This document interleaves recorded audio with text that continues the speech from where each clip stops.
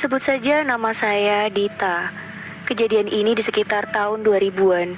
Di saat itu saya masih duduk di bangku sekolah SMA. Waktu itu saya tinggal bersama dengan tante saya di Riau, Bengkalis. Karena rumah tante mau dibangun ulang, dan demi menyambung kenyamanan hidup, kami menyewa sebuah rumah yang layak untuk berlindung dari teriknya mentari dan dinginnya embun malam. Awalnya, kami pindah ke rumah yang kami sewa itu tidak ada kejanggalan apa-apa. Tapi kalau melihat kondisi rumah, memang agak sedikit angker. Itu pun hanya menurut saya. Setelah memasuki 3 bulan lamanya, kejadian aneh mulai mengusik kehidupan kami. Kejadiannya adalah bau busuk yang begitu menusuk hidung. Tapi dicari-cari tidak menemukan bau tersebut. Mungkin karena rumah lama. Apalagi begitu banyak sela-sela yang sukar ditelusuri. Dan yang dapat kami pastikan adalah bau busuk itu datangnya dari luar rumah. Lantaran bau itu juga bersifat sementara. Setelah beberapa hari, bau itu pun hilang dari indera penciuman kami. Setelah seminggu kemudian, kejadian aneh datang lagi. Kali ini adalah di tengah malam. Kala itu tante saya lagi sakit, panas tinggi. Melihat kondisi tante saya dan anaknya, maka saya pun menukar peran buat anak tante saya, menggantikan menjaga ibunya. Sedetik demi sedetik waktu berjalan. Tidak terasa jam dinding telah menunjukkan pukul 12 malam. Mungkin karena cuaca yang panas, serasa mata pun tidak bersahabat untuk diajak tidur. Karena itulah yang dapat saya lakukan hanyalah menonton TV. Malam minggu yang membosankan, bisik saya dalam hati. Setelah waktu berjalan, kira-kira pukul 12:30 malam, saya mendengar ada suara di rumah belakang kami. Seperti ada seseorang yang melakukan pembersihan alat makanan. Berisik seperti ada yang mencuci piring. Merasa sangat aneh dengan suara tersebut, sejenak pemikiran saya terlintas. Jangan-jangan ada maling yang masuk. Kan sekarang ini banyak kasus pencurian yang sering saya dengar dari sana-sini. Untuk memastikan pemikiran saya itu benar atau salah, setidaknya harus membuktikan asal-usul suara itu. Dengan langkah kaki pelan-pelan saya mendekati pintu belakang. Setelah saya membuka pintu, ternyata di belakang tidak ada siapa-siapa. Mungkin saya salah dengar, atau saja ada tikus yang lagi cari makanan. Desis saya. Dan saya pun kembali ke kamar. Setelah matahari mulai terlihat dari ufuk timur, menandakan malam telah berganti dengan pagi. Dengan suasana begitu cerah di pagi itu, lagi-lagi saya dibuat kaget oleh sebuah pemandangan. Ya, saya melihat alat-alat makanan itu pecah semua. Loh, kok pecah semua? Apakah tikus yang melakukan? Pikir saya. Yang membuat saya heran adalah mengapa saya tidak mendengarnya. Kalau saja alat-alat makanan itu pecah, tentu ada suaranya. Lagi pula seisi keluarga kami juga tidak mendengarnya. Karena saat itu penyakit tante semakin parah, maka soal alat-alat makanan itu dalam sekejap sudah terlupakan. Untuk mendapat fasilitas pengobatan yang lebih baik, kami sekeluarga memutuskan tante saya diberangkatkan ke Malaysia untuk mendapatkan perawatan. Karena saat itu pengobatan di daerah kami sangatlah minim, dengan adanya beberapa dokter lokal saja. Siang itu, tante saya berangkat dengan ditemani kedua anaknya di daerah Dumai. Dan dari Dumai pula baru ada kapal menuju Malaysia. Memang pada saat itu daerah yang kami tinggal tidak ada kapal yang berangkat ke Malaysia. Kini yang tinggal di rumah, saya dan anak tante saya yang paling bungsu. Kita panggil saja Leni, sebagai nama samarannya. Leni tergolong anak yang cukup mandiri dari penilaian saya. Tapi saat itu memang tidak ada kejadian aneh yang mendatangi kami berdua. Setelah hari pertama kepulangan tante saya dari Malaysia, kejadian mistis itu datang lagi. Malam itu kira-kira pukul 10 malam. Mungkin karena musim kemarau yang berkepanjangan, cuaca di sekitar begitu panas, sampai-sampai tenggorokan juga terasa kekeringan. Saat itu saya pergi ke belakang untuk mencari minuman. Sesampainya di belakang, yang membuat saya kaget adalah saya melihat tante duduk di belakang sendirian. Loh, kok bisa tante duduk sendirian di sini? Padahal badannya kan baru sembuh, pikir saya waktu itu. Dengan nada yang cukup santun, saya menyuruh tante agar cepat istirahat, tetapi tante saya hanya diam saja. Karena tidak mau dianggap kurang sopan, apalagi saya hanya status menumpang, maka saya langsung menuju ke kamar tante untuk memanggil Leni. Memang Leni tidur berbarengan dengan tante. Setelah saya membuka pintu, alangkah terkejutnya diriku melihat Leni serta tante lagi tidur. Ketakutan pun tidak dapat disimpan lagi. Bagaikan darah sudah terhenti mengalir. Dengan sisa tenaga yang ada, saya berteriak sekuat-kuatnya memecahkan keheningan malam. Ya, teriakan saya bukan saja membangunkan seisi rumah, bahkan tetangga pun ikut terbangun. Dengan spontan para tetangga pun berhamburan datang ke rumah. Sementara itu Leni memeluk saya, disertai tante juga ada di samping untuk tenangkan diri saya. Setelah saya mulai tenang, saya pun mulai bercerita dengan apa yang terjadi tadi. Setelah mendengar penjelasan saya, semua pada bertatap dengan pandangan yang seakan tidak percaya apa yang saya ucapkan barusan ini. Tapi kebingungan ini tidak berlangsung lama. Saat itu kami semua mendengar suara ketawa cekikikan dari arah belakang rumah kami. Suara itu begitu mengerikan. Bahkan ada beberapa tetangga yang kabur begitu saja karena ketakutan. Karena bisa dipastikan suara itu bukan berasal dari manusia, apalagi begitu mengerikan. Maka kami semua langsung lari keluar dari rumah itu menuju ke halaman depan. Tapi suara itu bukannya menghilang, bahkan lebih keras lagi, seperti disengajakan. Dengan keadaan seperti itu, kami dan tetangga memilih menjauh dari rumah itu. Di kejauhan, samar-samar suara itu mulai menghilang dari indera pendengaran kami. Dengan keadaan seperti itu, bisa dipastikan kami tidaklah akan berani pulang. Dengan kebaikan tetangga, kami pun diperbolehkan untuk menginap di rumahnya. Setelah pagi tiba, seperti apa yang disarankan tetangga, kami memanggil seseorang yang mengerti tentang dunia goib, alias orang pintar. Setelah kami cerita apa yang semalam kami alami, orang pintar ini pun mengangguk kepala tanda mengerti. Karena ingin menelusuri sebab dari cerita kami secara detail, maka orang pintar ini mengajak kami untuk pulang ke rumah yang kami tinggali itu. Setelah diselidiki dan melakukan semacam semedi atau layaknya disebut semacam ritual yang tidak saya mengerti itu, dengan memakan waktu hampir 2 jam, orang pintar ini menyatakan sudah aman dengan kejadian semalam itu. Karena di hati saya penuh dengan tanda tanya, sempat saya mempertanyakan kejadian itu, tapi orang pintar ini enggan menjawabnya. Saat itu orang pintar ini hanya bilang kalau sudah berlalu biarlah berlalu. Apalagi saat itu tante mengisyaratkan kepada saya untuk tidak bertanya lagi. Maka niat itu saya batalkan. Setelah beberapa hari kemudian, ternyata kejadian demi kejadian terus menghimpit di kehidupan kami. Yang mengalami kejadian di saat itu adalah tante. Seperti biasa, saya bersama Leni lagi sekolah. Yang tinggal di rumah hanyalah tante sendirian. Kala itu, tante lagi memasak seperti yang dilakukan oleh ibu rumah tangga lainnya. Setelah menyelesaikan semua makanan serta lauknya, lalu tante keluar dari dapur. Alangkah terkejutnya tante saya waktu itu. Ia melihat anaknya, Leni, duduk di kursi meja makan itu. "Mengapa kamu pulang begitu awal, nak? Ada apa?" tanya tante. "Badan saya lagi kurang enak, Bu. Maka saya minta izin untuk pulang," jawab Leni singkat. Mendengar jawaban Leni, tante segera mengambil sebungkus obat buat anaknya minum. Setelah minum, tante juga menyuruh anaknya pergi istirahat dengan tanpa ada curiga sedikit pun.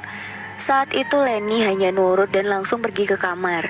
Pada siang itu, dengan kepulangan saya yang berbarengan sama Leni, tentulah membuat tante saya terkejut bukan kepalang. "Loh, Leni kan lagi tidur di kamar. Kok bisa pulang barengan dengan Dita?" tanya tante.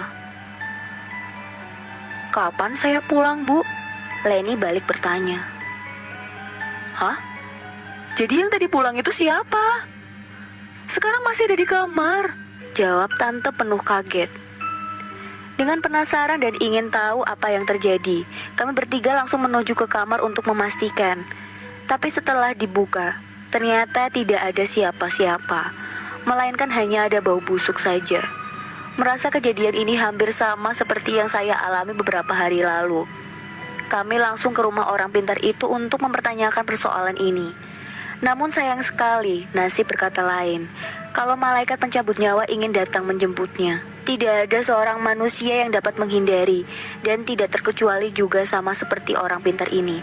Setelah kami tiba di rumah orang pintar ini, ternyata beliau telah mengembuskan nafas terakhirnya beberapa jam yang lalu.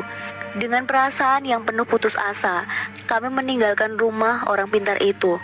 Saat itu waktu telah memasuki pukul 2 siang. Sebelum kami pulang, kami mampir ke warung makan untuk makan. Memang saat itu saya sama Leni sudah sangat lapar.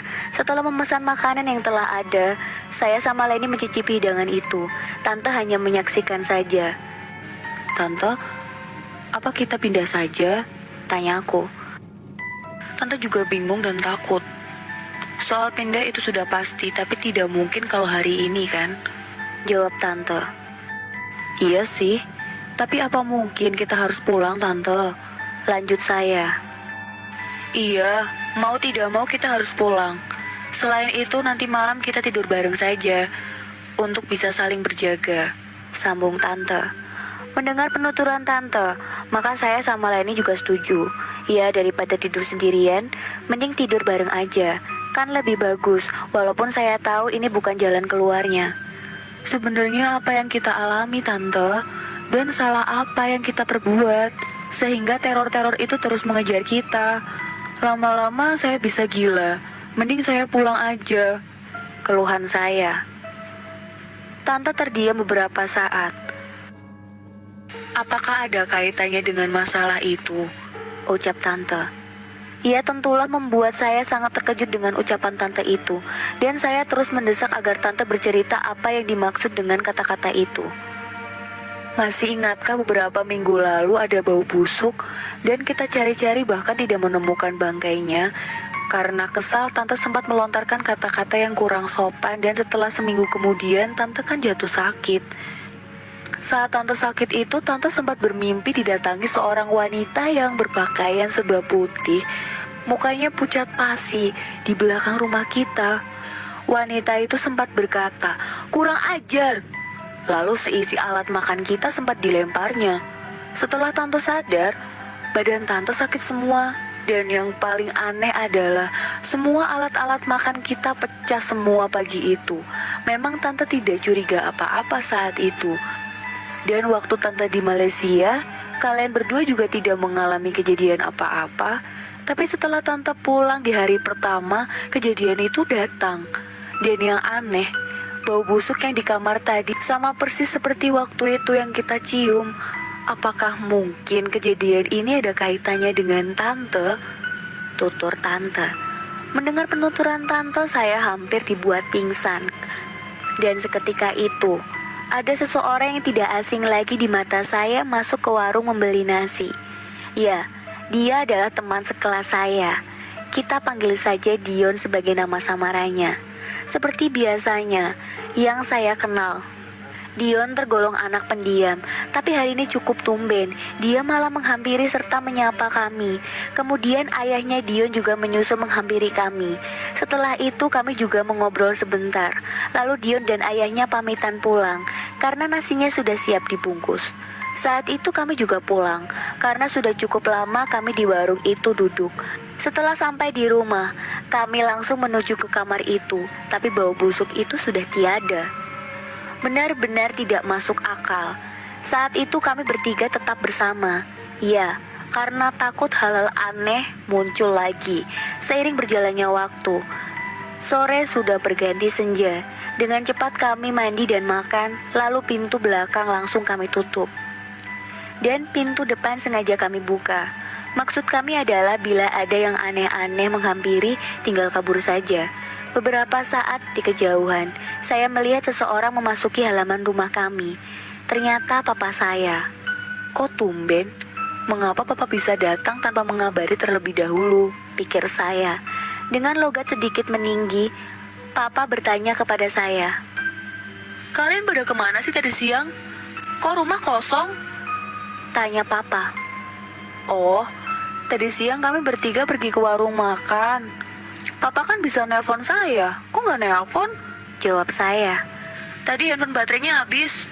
Jawab Papa singkat. Sebenarnya saya juga merasa jengkel. Kok tidak tanya dulu langsung dengan logat yang begitu tinggi? Padahal biasanya saya selalu dimanjakan. Setelah Papa bertamu sebentar, Papa saya pamit pulang ke hotel. Katanya capek. Saya sempat nawarin untuk mengantar, tapi Papa bilang tidak perlu. Katanya dekat. Saat itu saya nuruti aja dan menyuruh Papa agar hati-hati di jalan. Setelah kepulangan Papa saya, kira-kira 20 menit, seluler saya berbunyi, tanda panggilan masuk. Ternyata Dion yang nelpon. Setelah saya angkat, Dion mengatakan kalau ingin datang ke rumah bertamu. Karena saat itu baru pukul 8 malam, maka saya jawab, boleh. Sejenak, Dion sama ayahnya tiba. Saya mempersilahkan masuk dan sempat terjadi obrolan sebentar. Dan kami baru tahu, ternyata ayah Dion memiliki kemampuan ilmu gaib. Ayah Dion menjelaskan kalau waktu bertemu di warung sore itu, dia sudah tahu kalau kami sedang menghadapi sebuah bencana. Setelah ayahnya Dion mendeteksi sebentar, beliau menjelaskan kalau kami sedang diteror oleh makhluk halus yang dijuluki kalong. Dijelaskan oleh ayah Dion, kalau makhluk kalong ini sebetulnya dipelihara oleh seseorang, tapi mungkin majikannya meninggal atau melepasnya. Maka makhluk ini pulang ke asal di mana tulangnya ditanam. Melihat kondisi rumah yang kami tinggali sudah begitu tua, bisa diperkirakan makhluk ini telah mencapai usia 60-an. Makhluk ini sebenarnya bukan berasal dari roh manusia, tapi dari roh kera yang dimutasikan seluruh anggota tubuhnya. Kalau saja yang empunya memiliki niat jahat, makhluk ini dapat digunakan untuk membunuh. Dan makhluk ini juga mempunyai kemampuan mempengaruhi pikiran. Dengan begitu apa yang kita lihat dan rasakan seolah-olah nyata. Seandainya kalau mental kita tidak kuat oleh pengaruhnya, gila atau bahkan mati, itu juga sangat mungkin terjadi. Sebenarnya makhluk ini dibangkitkan oleh ilmu hitam yang berasal dari negara Thailand. Ini ilmu tingkat tinggi. Jadi sedikit orang saja yang tahu, apalagi ingin menguasai ilmu ini, syaratnya adalah keturunannya. Kalau saja tidak ada dendam yang mendalam, tidak ada seorang pun yang mampu mempelajari ilmu ini. Saat itu ayah Dion menyarankan agar kami cepat pindah. Beliau tahu sebetulnya yang kami alami bukanlah kiriman orang, melainkan adalah asal jasadnya ditanam. Setelah itu ayah Dion melakukan pemagaran di diri kami dan menyatakan kalau dalam jangka waktu dekat ini tidak akan ada teror lagi. Setelah kepulangan Dion dan ayahnya malam itu, kira-kira pukul 10 malam, handphone saya berdering. Yang melakukan panggilan adalah papa saya. Lalu saya menjawab dengan diawali perkataan, "Halo? Nak, besok papa mau kirim uang buat beli bahan bangunan," kata papa saya. "Papa di mana? Kok mau pakai kirim segala?" Lanjut saya. "Papa di Pekanbaru, Nak. Memang ada apa?" Jawab papa. Dengar jawaban seperti itu, hampir mati saya seketika itu. Lalu saya mematikan telepon dan saya jelaskan ke tante bahwa yang telepon adalah papa saya dan papa saya sekarang berada di Pekanbaru. Tentunya tante saya ikut kaget setengah mati setelah mendengar penuturan saya. Saat itu saya sendiri sudah tidak dapat membedakan mana yang nyata dan mana yang halusinasi.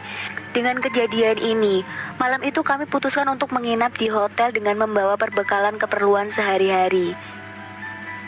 Setelah 5 hari kami menginap di hotel, kami sudah menemukan rumah sewa. Tapi karena takut kalau saja rumah itu angker, sengaja ayah Dion kami undang untuk melihat rumah sewa itu. Setelah dinyatakan rumah itu tidak ada apa-apa, kami pun pindah. Memang benar, kejadian mistis itu tidak ada lagi. Bahkan sampai rumah kami selesai dibangun dan pindah ke rumah baru kami. Sempat tante saya bercerita, malam itu sebelum menampakkan Leni di pagi hari, tante sempat bermimpi didatangi oleh sesosok wanita berpakaian serba putih. Dan wanita itu mengatakan kalau dia mau membunuh orang pintar itu karena telah mengganggunya. Dan setelah siang, waktu kita ke rumah orang pintar itu, ternyata orang pintar itu sudah meninggal dunia. Entah hanya kebetulan saja atau memang benar, sampai saat ini masih menjadi misteri.